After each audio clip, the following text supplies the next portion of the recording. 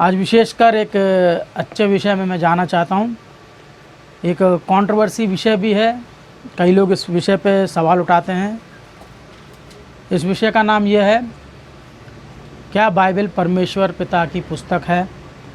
फिर से एक बार बताना चाहूँगा, क्या बाइबल परमेश्वर पिता की पुस्तक है, क्वेश्चन मार्क है। ठीक है, ये शब्द बोलने के बाद आप लोग के मन में, मेरे मन में, सभी के मन में एक प्रश्न उत्पन्न होना चाहिए, क्यों अचानक से लोग कहने लगे कि बाइबल परमेश्वर की पुस्तक है। इसका मतलब यह है, कई लोगों ने इस पुस्तक को क्या बताया है, परमेश्वर की पुस्तक नहीं है। जब लोगों ने इस बात को समाज में रखा, तब जाके BOUI की तरफ से इस विषय का क्या हुआ, आरंभ किया गया, इस विषय को लाया गया। इस विषय को हम देखते हैं BOUI की पुस्तक में से DBTS सेकेंड ईयर में इस लेसन को हम पढ़ते हैं।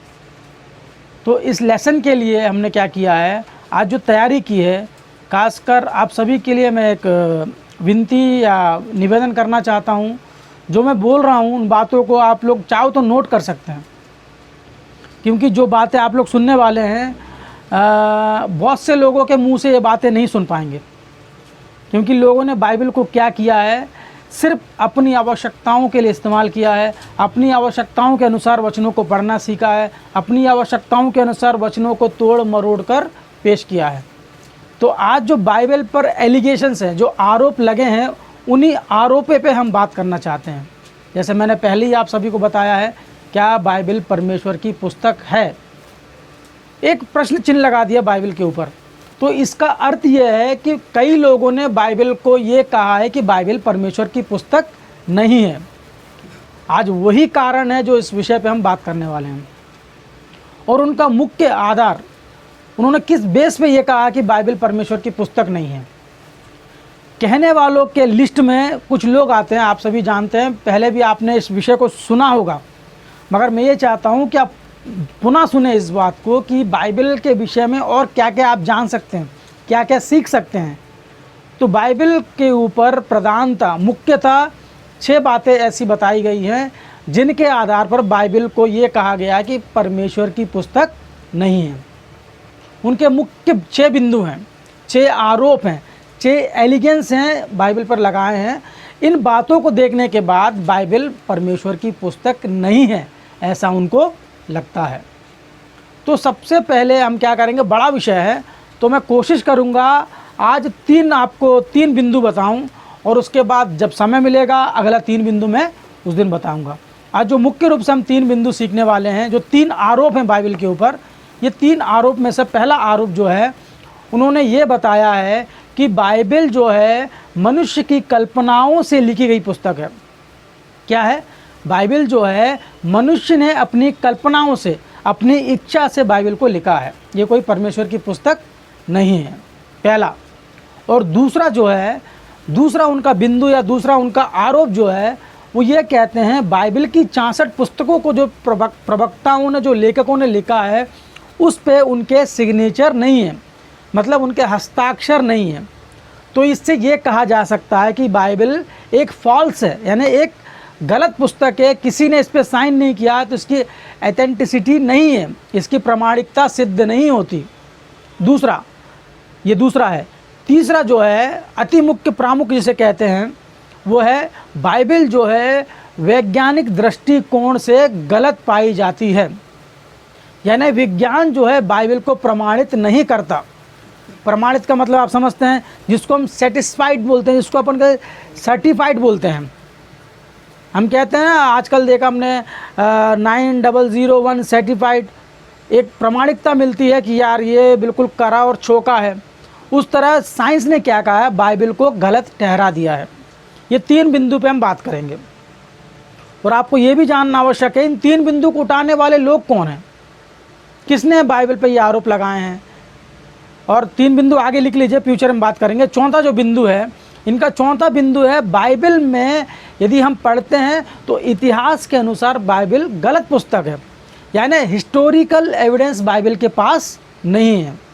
बाइबल की पुस्तक में कई ऐसे साक्ष्य नहीं है जो इतिहास को प्रस्तुत करते हैं या इतिहास को दिखाते हैं। चौथा, और पांचवा जो है वो कहते हैं बाइबल के पास भौगोलिक आधार भी नहीं है। भौगोलिक आधार मतलब जियोग्राफिकल एविडेंस, मतलब जो बाइबल की घटनाएं हुई है कहाँ पर हुई हैं, इसका कोई साक्ष्य बाइबल में नहीं है। और सबसे लास्ट और छठवा और सबसे ज़्यादा बाइबल पर बोले जाने वाला जो बात है, जो आरोप है, वो ये है कि बाइबल में अश्लीलता पाई जाती है। ये 6 बिंदु हैं मुख्य रूप से, है तो बाइबल के ऊपर कई हैं, मगर मुख्य रूप से इन 6 बिंदुओं को दिखा कर ये कहा जाता है कि बाइबल जो है परमेश्वर की पुस्तक नहीं है। सबसे पहली बात जो मैंने आपको बताई है वो क्या है? बाइबल मनुष्य की कल्पनाओं से लिखी गई पुस्तक है। और इन सब बातों को उठाने वाले समाज में कुछ लोग हैं। सबसे पहले वो लोग जो अपने आप को ज़्यादा पढ़ा लिखा समझते हैं, वो लोग जो अपने आप को वैज्ञानिक समझते हैं, वो लोग जो तर्कशास्त्री होते हैं, ये सारे लोग का एक मत है कि बाइबल मनुष्य की कल्पनाओं से लिखी गई पुस्तक है। और कुछ ऐसे भी लोग हैं, कुछ मुस्लिम कम्युनिटी के लोग हैं, पूरी कम्युनिटी सही नहीं है हम ये नहीं कहते, उस समुदाय में कुछ ऐसे मुट्ठी भर लोग हैं जो बाइबल के ऊपर प्रतिदिन आरोप लगाते हैं। वो भी कहते हैं कि बाइबल मनुष्य की कल्पनाओं से लिखी गई पुस्तक है। और ऐसे कई ऐसे हैं जो मसीह विरोधी हैं, उनको तो कोई ना कोई पॉइंट चाहिए बाइबल पे बात करने के लिए। इसी तरह के बहुत सारे लोग हैं, उन्होंने कहा है कि बाइबल जो है मनुष्य की कल्पनाओं से लिखी गई पुस्तक है। तो इस विषय में हम क्या देखते हैं? क्या बाइबल मनुष्य की कल्पनाओं से लिखी गई पुस्तक है? क्या बाइबल ने कोई साक्ष्य हमें ऐसा प्रस्तुत किया है या दिया है जिसको हम पढ़ के ये समझा सके समाज में कि नहीं, बाइबल को परमेश्वर ने ही लिखवाया है? हमारे पास ऐसा क्या साक्ष्य है हम ये सिद्ध कर सकें कि बाइबल परमेश्वर की पुस्तक है? क्योंकि परमेश्वर पिता को लिखते समय हमने नहीं देखा, इस पुस्तक को लिखने वाले जो भक्तजन थे उनको भी लिखते हमने नहीं देखा। तो हम कैसे इस पुस्तक को प्रूव कर सकते हैं साइंटिफिकली? क्योंकि लोग सबसे ज़्यादा किसको मानते हैं? विज्ञान को मानते हैं। यानी जो तर्क होता है, जो लॉजिकली जो बात करते हैं, उनकी ज़्यादा सुनी जाती है। इलॉजिकली कोई बात करता है तो लोग उसकी नहीं सुनते, खासकर पढ़े लिखे लोगों की बात कर रहा हूँ। तो ऐसे ही पढ़े लिखे लोगों ने ही बाइबल पर आरोप लगाया। कोई राह चलता व्यक्ति नहीं है जो अनपढ़ हो, उसको कोई काम नहीं तो बाइबल पर आरोप लगाया नहीं। बाइबल पे आरोप लगाने वाले इस दुनिया के सबसे बड़े और प्रचलित और पढ़े लिखे लोग थे। उन्होंने कहा है कि बाइबल में ऐसी ऐसी गलतियां हैं, इसलिए हम इस बाइबल को ये नहीं मानते कि इसने परमेश्वर की पुस्तक है या परमेश्वर की बातें इसमें लिखी हैं। तो इन लोगों को जवाब देने के लिए सबसे पहले हमें क्या करना है? उन्होंने बाइबल पढ़ा क्यों? उन्होंने बाइबल में गलती ढूंढने के लिए बाइबल पढ़ी। हम बाइबल क्यों पढ़ेंगे? उन गलतियों को उनके सामने दिखाकर ये बताने के लिए कि जो तुमने जो एंगल से पढ़ा है वो गलत पढ़ा है। तो इसका मतलब ये है जितना उन्हें बाइबल पर शोध किया है, परिशोध किया है, परीक्षण किया है, उससे ज़्यादा परीक्षण हमें करने की आवश्यकता है। क्यों है? कारण एक ही है, यदि आप बाइबल पर विश्वास करते हैं तो इसके लिए लड़ने का जिम्मेदारी, दायित्व आपका ही है। यदि आपने ऐसा नहीं किया तो आपका मसीह होना, मेरा मसीह होना व्यर्थ है। इतना अच्छा टॉपिक D2 के लेसन में BOUI वालों ने इसको क्या किया है? समाहित किया है। हम इस बात को पढ़ने के बाद, इस पूरे अध्याय को पढ़ने के बाद, इस पूरे विषय को पढ़ने के बाद हमें एक चीज़ तो क्लियर हो जाएगा कि बाइबल ही परमेश्वर की पुस्तक है। मैं अपनी बातें नहीं बताऊंगा, बाइबल में जो बातें लिखी हैं उन्हीं बातों पर हम ज़रा गौर करेंगे। तो सबसे पहला आरोप क्या है? बाइबल जो है मनुष्य की कल्पनाओं से लिखी गई पुस्तक है। तो इस बात को उन्हीं के एंगल से हम सोचते हैं। लिखा किसने है? मनुष्य ने है, इसमें कोई दो राग नहीं है। किसी आत्मा ने किसी ने लिखा मनुष्यों ने ही है। मगर जो बातें लिखी हैं उन मनुष्यों ने क्या अपनी कल्पना से लिखी है, अपनी सोच से लिखी है? जो उनके मन में विचार आते हैं, क्या इन बातों को सोच समझ कर उन्हें लिखा है? तो ये सारी बातें इस पहले पॉइंट पे हम देखते हैं, क्या बाइबल मनुष्य की कल्पनाओं से लिखी गई है? इन सारी बातों को पढ़ने के बाद, इन सारी बातों के, इन प्रश्नों को देखने के बाद बाइबल में हमें क्या दिखता है? एक अच्छा वचन दिखता है। आप सभी जानते हैं, बहुत अच्छे से परिचित हैं उस वचन से। पतरस की दूसरी पत्री पहला अध्याय उसका 20 एवं 21। इसमें स्पष्ट इस बातों का खंडन करते हुए परमेश्वर ने क्या लिखा? हाँ, पर पहले ये जान लो। कब जान लो? लिखा है ना, पर पहले ये जान लो। जब आप बाइबल पढ़ते हैं, जब आप बाइबल खोलते हैं, जब किसी वचन को पढ़ने का आपका मन करता है, उस पढ़ने के मन के पहले आपको क्या देखना है? हमें ये जानना है क्या? आगे क्या? पवित्र शास्त्र की अर्थात बाइबल की कोई भी भविष्यवाणी किसी के अपने ही विचारधारा के आधार पर पूर्ण नहीं होती। बाइबल में स्पष्ट ये बात लिखी है, जो आरोप हमने पहले पढ़ा है उसी आरोप का खंडन करते हुए ये बात हमें दिखाई देती है। क्या लिखा है? पर पहले ये जान लो कि पवित्र शास्त्र की कोई भी भविष्यवाणी किसी के अपने ही विचारधारा से कभी पूर्ण नहीं होती। कोई मनुष्य यदि बाइबल लिख रहा है, सबसे पहले पुस्तक किसने लिखी? मूसा ने लिखी। मूसा ने उस पुस्तक को लिखते समय अपने विचारधारा या अपनी कल्पना को वहाँ जगह नहीं दी। उन्होंने वही लिखा जो परमेश्वर ने उनको बताया। 21वां वचन, क्योंकि कोई भी भविष्यवाणी मनुष्य की इच्छा से कभी नहीं हुई, पर भक्तजन पवित्र आत्मा के द्वारा उभारे जाकर परमेश्वर की ओर से बोलते थे। मूसा के विषय हम बात कर लें। मूसा ने बाइबल की पहली 5 पुस्तकें लिखी। तो इस वचन को पढ़ने के बाद सबसे पहले में क्या हमारे मन में आना चाहिए? मूसा के द्वारा लिखी गई 5 पुस्तकें जो हैं वो मूसा ने भले लिखी हों, मगर उसकी कल्पना, उसकी सोच, और यहाँ लिखा ना, अपनी इच्छा, अपनी विचारधारा पर नहीं हुई। उन सब बातों को जो हम पढ़ते हैं वो सारी बातें कैसे लिखी गई? परमेश्वर की ओर से पवित्र आत्मा के द्वारा उभारे जाकर। यानी जिसने लिखा है ना, उसको लिखवाने वाला कौन है? पवित्र आत्मा ने लिखवाया है। और पवित्र आत्मा को किसने बताया है? परमेश्वर पिता ने बताया है। अब हम सोचते हैं बाइबल की 64 जो पुस्तकें हैं, 64 पुस्तकों को लिखने वाले जो लेखक थे, जो भविष्यवक्ता थे, 40 से 42 भविष्यवक्ताओं को हम इस पुस्तकों में, इस बाइबल में देखते हैं। उन्होंने 40 से 42 लोगों ने कैसे लिखा? तो इसका सीधा सीधा आंसर यह है, उन्होंने अपनी विचारधारा, अपनी कल्पना, अपनी सोच, अपना दिमाग का इस्तेमाल नहीं किया। यानी उनको लिखवाने के लिए परमेश्वर की योजना थी। भले ही हम इस पुस्तक में, पतरस में इस बात को पढ़ते हैं, मगर संपूर्ण बाइबल के विषय में ये बात लिखी है। लिखा है ना, पर पहले ये जान लो कि पवित्र शास्त्र, पतरस की बात नहीं कर रहा है, पवित्र शास्त्र बाइबल की कोई भी भविष्यवाणी किसी मनुष्य की अपनी ही विचारधारा से कभी मतलब पहले से लेकर अभी तक कभी भी मनुष्य ने अपनी इच्छा से बाइबल को नहीं लिखा। जो बातें लिखी हैं वो डायरेक्ट कहाँ से आई हैं? स्वर्ग से आई हैं।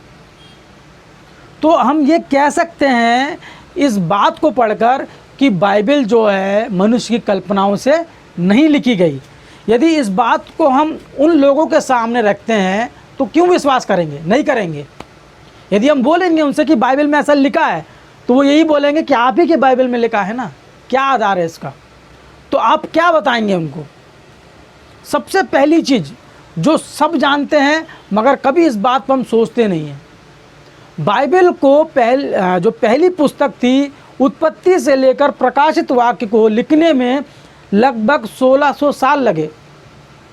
1600 साल मतलब 1500 साल सिर्फ पुराने नियम की पुस्तक जो है, उसके 39 पुस्तक जो हैं उनको पूर्ण करने में 1500 साल लगे। अब आप सोच के आप देख सकते हैं कि यार 1500 साल में सिर्फ 39 पुस्तकें लिखी गई। कैसे लिखा होगा? यदि मनुष्य एक पुस्तक लिखने बैठ जाए तो एक मनुष्य अपनी कल्पनाओं से एक पुस्तक को कितने दिन में लिख सकता है? ज़्यादा से ज़्यादा 1 महीने में एक पुस्तक आराम से लिख सकते हैं। मगर हम सोचते हैं कि 39 पुस्तकों को 1500 साल क्यों लगे? कभी किस बात पर किसी ने गौर नहीं किया। और उसमें दूसरी बात, जो प्रवक्ताएं थे, जो लेखक थे, उन्होंने इस पुस्तक को कहाँ कहाँ लिखा, कुछ उदाहरण मैं आपको बताना चाहता हूँ। मूसा की 5 पुस्तकें जो लिखी गई, मिस्र से कनान देश की यात्रा में जो 40 साल की अवधि थी, उस 40 साल में वो 5 पुस्तकें लिखी गई। किसके द्वारा लिखी गई? मूसा के द्वारा लिखी गई। कैसे लिखी गई? एक नायक के रूप में, एक लीडर के रूप में रहते हुए मूसा ने अपने रास्ते में उनको ले जाते हुए परमेश्वर की योजनाओं को पवित्र आत्मा की प्रेरणा से उन 5 पुस्तकों को लिखा। पहले जो लेखक थे उन्होंने कैसे लिखा? अपनी यात्रा में उस पुस्तक को लिखा। समझ रहे? अपनी यात्रा में उस पुस्तक को लिखा। और मूसा जो था, मूसा कैसा व्यक्ति था? मिस्र की सभी विद्याओं में निपुण था। क्या था? प्रवीण था, 1 नंबर का था। ऐसे विद्वान व्यक्ति ने 5 पुस्तकें लिखी। अब इस पतरस की पुस्तक में हम देख लेते हैं पत्रियां।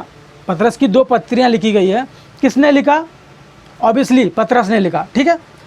पतरस किस कैटेगरी का व्यक्ति था? पतरस एक मछुआरा था। पहली चीज, पतरस एक कम पढ़ा लिखा व्यक्ति था, जिसको दूसरी भाषा में अनपढ़ भी कहते हैं। कम पढ़े लिखे व्यक्ति। कुछ लोग ऐसे हैं 5वीं 6वीं पढ़ लेते हैं, उनको बस लिखना पढ़ना आता है, मगर वो किस कैटेगरी में जाते हैं? अनपढ़ की वे कैटेगरी में जाते हैं। इसी तरह पतरस जो था, पूर्ण तरीके से पढ़ा लिखा व्यक्ति नहीं था, मगर पतरस ने इस बात को यहाँ लिखा। कैसे लिखा होगा पतरस ने? उसको कैसे पता चला कि बाइबल की जो भविष्यवाणियाँ हुई है, कैसे हुई है? परमेश्वर की योजना से हुई है। अब पहले प्रवक्ता, पहले लेखक को हम देखते हैं, उन्होंने एक स्कॉलर थे, यानी हर चीज़ में निपुण व्यक्ति थे। उन्होंने उस पुस्तक को, 5 पुस्तकों को लिखा। उसी तरह पतरस एक मछुआरा था, एक गरीब परिवार से था, मगर उसने 2 पत्रियां लिखी। कैसे लिखी? उसका प्रोफेशन, मूसा का प्रोफेशन कैसा था? व्यवसाय क्या था? एक लीडर थे, लोगों को चलाने वाले थे, परमेश्वर की योजना को पूरा करने का बीड़ा उठाया था। और इनका प्रोफेशन क्या था? क्या कार्य करते थे? प्रतिदिन मछली पकड़ते थे, उनको बेचते थे और अपना जीवन चलाते थे। मगर इन दोनों पुस्तकों को जब आप पढ़ते हैं, इन दोनों पुस्तकों को पढ़ने के बाद आपको कभी ऐसा नहीं लगेगा कि मूसा की पुस्तकों को इसने क्या किया है? क्रॉस किया हो या उसका खंडन किया हो किसी बात का। आप 64 पुस्तकों को उठा के देख लें, 64 पुस्तकों का जो सारांश है, जो एसेंस है, वो आपको कभी डिस्टर्ब नहीं मिलेगा, एक सा मिलेगा। कहने का अर्थ यह है, एक लीडर अपने यात्रा में 5 पुस्तकें लिखता है। उसके बाद यहोशू ने पुस्तक लिखा। यहोशू ने कैसे लिखा? अपने युद्ध समय में, युद्ध करते हुए उस पुस्तक को लिखा। ऐसे दाऊद के पास आते हैं। दाऊद ने कुछ पुस्तकें तब लिखी जब वो जंगल में भेड़ चराता था। कुछ पुस्तकें तब लिखी जब वो देश का राजा बना, इजराइल देश का राजा बना। और एक राजा और एक चरवाहे में और एक मछली पकड़ने वाले में और एक लीडर में कितना अंतर होता है। यदि हम ये मान लें कि मनुष्यों ने अपनी कल्पना से इस पुस्तकों को लिखा गया है, तो सबकी भाषा में एक साथ समानता पाई जाती, सबकी भाषा में कुछ ना कुछ समानता मिलती, मगर लिखने वालों ने इतनी अच्छी तरीके से लिखा, ऐसे लिखा कि किसी ने बैठ के उनसे लिखवाया हो। बाइबल की जो 64 पुस्तकें हैं, अब बताने को तो हैं 40 से 42 प्रवक्ताएं हैं, लिखने वाले लेखक हैं, मगर जब उनका आप जीवन पढ़ेंगे, उनके जीवन में देखते हैं, तो उनके जीवन में ऐसा कुछ भी नहीं था कि वो एक पुस्तक लिख सकें। आप धीरे धीरे जब आगे आते हैं, अय्यूब की पुस्तक में आते हैं। अय्यूब की पुस्तक में आप जो बातें पढ़ते हैं, इस संसार में कोई भी वैज्ञानिक उन बातों को जुटला नहीं सकता। अय्यूब को कैसे पता है इस ब्रह्मांड का जो पृथ्वी ग्रह है वो हवा में लटका है? कैसे लिखा होगा? यदि आप सोचते हैं कि मनुष्य ने अपनी कल्पना से लिखा होगा, ईसा पूर्व 1400 से 1500 साल पहले अय्यूब ने एक पुस्तक लिखी। उस पुस्तक में ये कहा कि पृथ्वी जो है हवा में लटकी है। कैसे लिखा?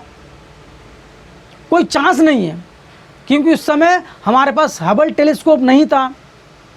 अभी जो लेटेस्ट एक नया टेलीस्कोप आया है जिसका नाम जेम्स वगैरह कुछ है ना, ऐसे टेलीस्कोप नहीं है ना कि हम देख सकें कि कौन सा तारा कहाँ है, कौन सा ग्रह कहाँ लटका है।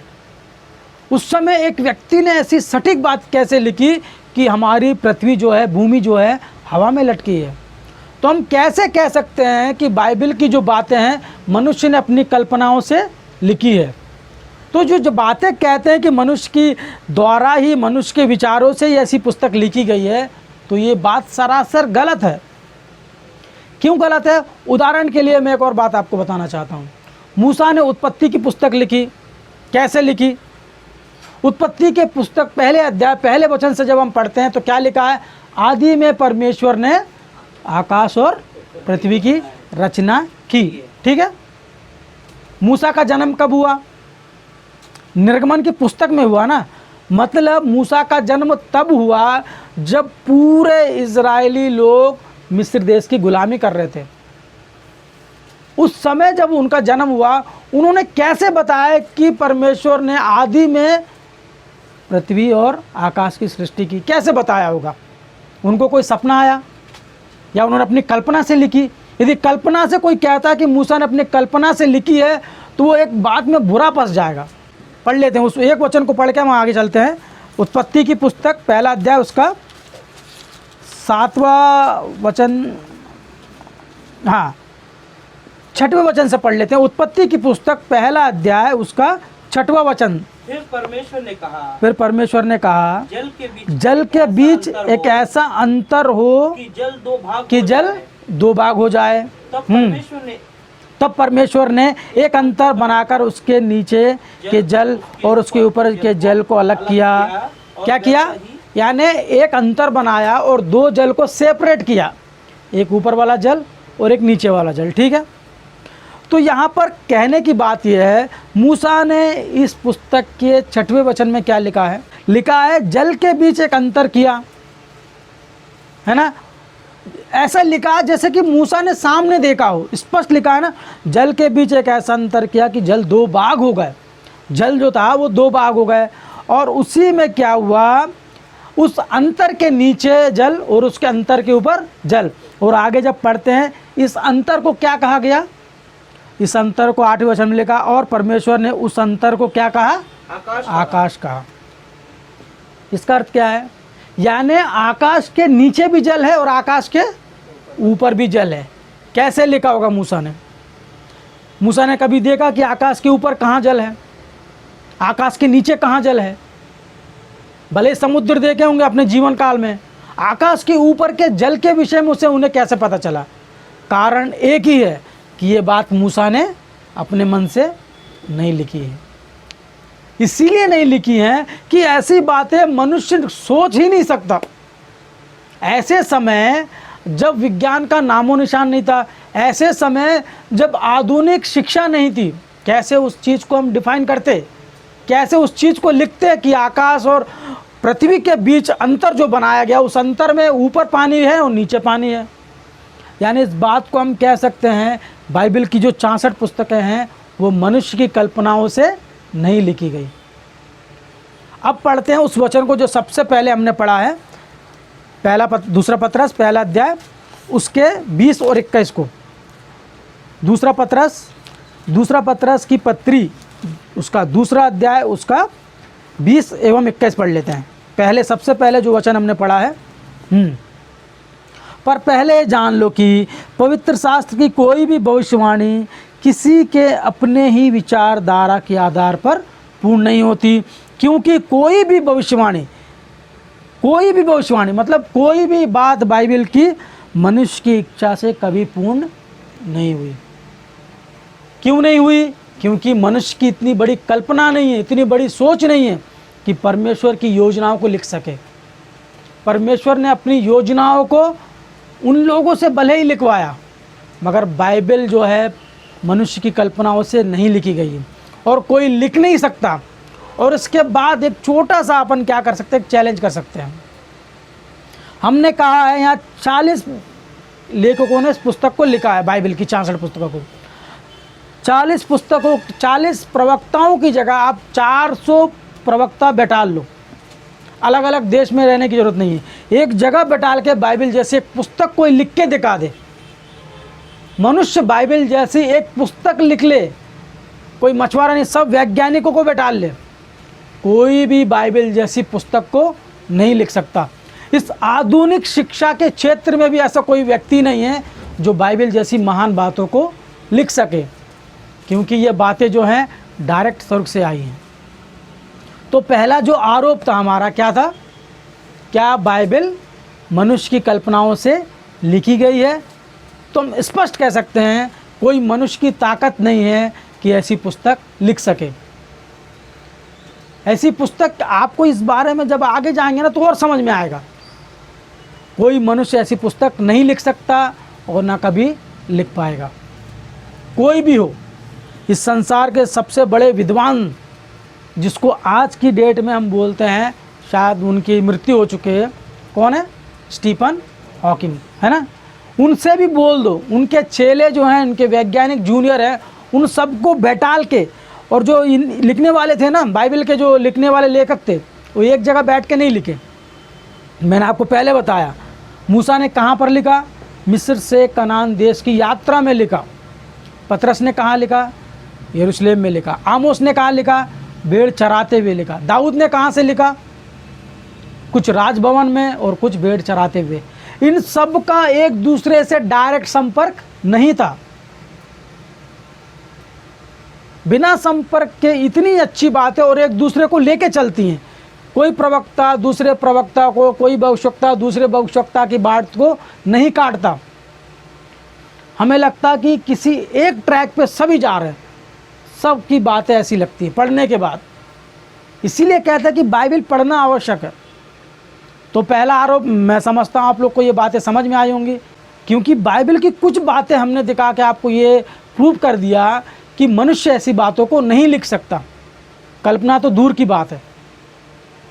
कल्पना कैसे कर सकता है? परमेश्वर कहते हैं मनुष्य की सोच और मेरी सोच में ज़मीन आसमान का अंतर है। जो आसमान में बैठा है उसकी सोच से हम कैसे कल्पना कर सकते हैं? एक मनुष्य के लिए ये कभी भी संभव नहीं है। तो पहला जो आरोप है, क्या बाइबल मनुष्य की कल्पनाओं से लिखी गई है? तो हम क्या कह सकते हैं? नहीं लिखी गई। इसके पीछे एक महान शक्ति की योजना है, परमेश्वर पिता की योजना है। परमेश्वर पिता ने ही 1500 सालों में बाइबल की पहले पुस्तक पुराने नियम की 39 पुस्तकों को लिखवाया है। और अगले जो 100 साल थे, अगले 100 साल 90 से 93-94 के बीच पहली शताब्दी में यूहन्ना की लास्ट पुस्तक प्रकाशित वाक्य लिखी गई। तो हम ये कह सकते हैं जो पहला आरोप था वो सरासर गलत है बाइबल के ऊपर, कि बाइबल को मनुष्यों ने अपनी कल्पना से लिखी है। और दूसरा उनका आरोप क्या था?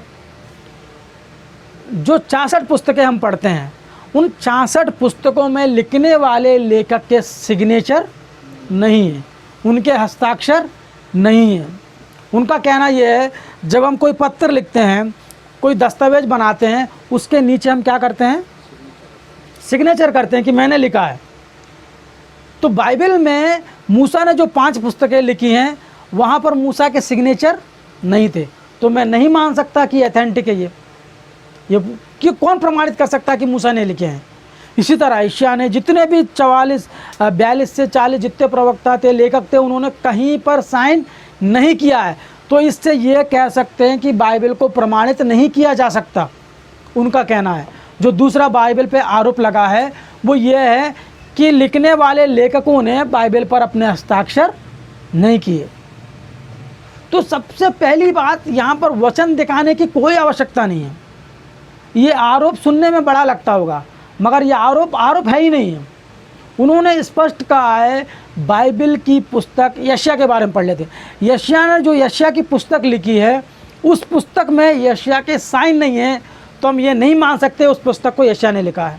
यशायाह ने लिखा, ठीक है। मूसा ने उत्पत्ति लिखी, मूसा ने उत्पत्ति के आखिरी अध्याय में अपने साइन नहीं किए, तो हम ये नहीं मानते कि मूसा ने उस पुस्तक को लिखा है। तो हम भी नहीं मानते मूसा ने उस पुस्तक को लिखा है। मूसा की बातें नहीं हैं। कैसे नहीं है? उदाहरण के लिए, आप कभी कलेक्ट्रेट गए हैं, कलेक्टर ऑफिस में कभी आपने अर्जी दी होगी, तो कलेक्टर साहब के बगल में एक व्यक्ति बैठता है जिसको हम कहते हैं स्टेनो कहते हैं, जो हमेशा टक टक टक टाइप करता रहता है, ठीक है। कलेक्टर साहब जो लेटर बोलते हैं वो स्टेनो टाइप करता है। स्टेनो के टाइप करने के बाद, अभी टाइपिस्ट है, अभी 70-80 सालों से टाइपिंग मशीन है। उसके पहले क्या होता था, हाथ से लिखते थे। हाथ से लिखने वाला स्टेनो क्या करता था, हाथ से पूरा पत्र लिखता था। लिखने के बाद वो स्टेनो वहाँ साइन करता है, नहीं करेगा, क्योंकि उसकी बातें नहीं है ना। वहाँ साइन करने का अधिकार किसके पास है, कलेक्टर साहब के पास है। उसी तरह उत्पत्ति की पुस्तक मूसा ने लिखी है, किसके कहने पे लिखी है, परमेश्वर के कहने पे। तो मूसा वहाँ दस्तखत क्यों करेंगे, मूसा की बातें है ही नहीं ना, मूसा दस्तखत क्यों करेंगे उधर। इसी तरह जिस तरह सीएम के बगल में जो स्टेनो बैठता है वो भी लिखता है, सरकार की ओर से पत्र जारी करता है, उसमें वो सचिव सिग्नेचर नहीं करता, वो टाइपिस्ट सिग्नेचर नहीं करता, वो लिखने वाला हस्ताक्षर नहीं करता। वहाँ हस्ताक्षर करने का अधिकार किसका है, जिसने उसे बोला है। अब अगला प्रश्न उनका जो उठेगा वो क्या है, तो परमेश्वर ने हस्ताक्षर क्यों नहीं किए, ये उठना चाहिए ना प्रश्न। तो हम ये कहते हैं परमेश्वर तुम्हारे लिए हस्ताक्षर क्यों करेगा। पहली बात वो क्या कहेंगे कि लेखक ने अपने हस्ताक्षर नहीं किए। जब आप ये बताओगे ना, ये उदाहरण दोगे उसके सामने कि उनकी बातें नहीं है इसलिए उन्होंने नहीं किया, सिंपल सी बात है, तो वो कहेंगे तो परमेश्वर को करना था। तो परमेश्वर तुम्हारे मेरे लिए दस्तखत क्यों करेंगे। उनकी बातें ही ऑथेंटिक है। उनकी बातें पढ़ने के बाद आपको मुझ में समझ में आनी चाहिए कि बातें परमेश्वर की ही हो सकती हैं। इस ब्रह्मांड के रहस्यों के बारे में कोई मनुष्य नहीं लिख सकता। अब जो बात हमने उत्पत्ति के पहले अध्याय के 6वें और 7वें वचन में पढ़ा है, उस वचन को पढ़ने के बाद लगता है कोई मनुष्य ऐसी पुस्तक लिख सकता है। आज विज्ञान जो है 17वीं शताब्दी से, जो आधुनिक विज्ञान जिसको कहते हैं, मॉडर्न साइंस जो कहते हैं, उसके डेवलप होने के बाद लगा है कि यार आकाश के ऊपर क्या है, पानी है। मगर ईसा पूर्व 1500 साल पहले एक व्यक्ति अपनी यात्रा में जंगल में जाते उस बात को लिखता है कि आकाश के ऊपर भी पानी है, आकाश के नीचे भी पानी है। कैसे संभव हो सकता है। इसका अर्थ यह है वो बातें मूसा की नहीं हैं। जो पौलुस ने बातें लिखी हैं वो बातें पौलुस की नहीं हैं। जो प्रकाशित वाक्य में यूहन्ना ने लिखा है वो यूहन्ना की बातें नहीं है, इसीलिए किसी ने हस्ताक्षर नहीं किए। और तुम्हारे लिए हस्ताक्षर क्यों करेंगे। सबसे पहला सवाल तो ये उठता है ना, तुम्हारे लिए हस्ताक्षर क्यों करेंगे। यदि आप बाइबल पर आरोप लगाते हो तो आरोप लगाने के पहले ये देख लो कि मेरे आरोप में कितना दम है। कह तो दिया आपने कि बाइबल में जिनने लिखा है उस पुस्तक में हस्ताक्षर नहीं है। जितने भक्तों ने इस पुस्तकों को लिखा है, 66 पुस्तकों को, ये उनकी बातें नहीं है। 4 आरोप और बचे हैं। तो मैं आशा करता हूँ बाइबल की जो 2 बातें हैं, 2 आरोप हैं जो बाइबल के ऊपर लगे हैं, वो आपको समझ में आए होंगे। मैं इतनी बातें कहकर यहीं समाप्त करता हूँ। Thank you. जय मसीह की।